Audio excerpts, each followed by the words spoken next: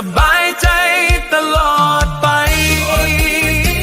โชคดีปีใหม่สบายดีปีใหม่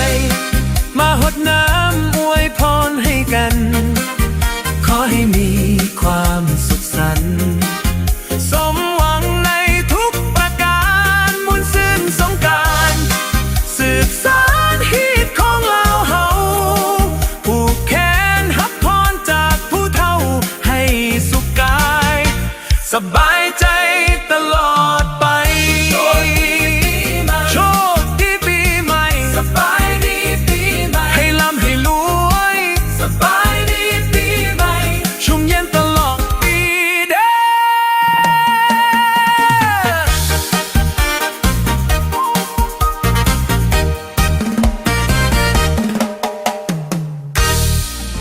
โชคดีปีใหม่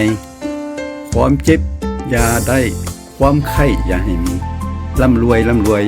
ตลอดไป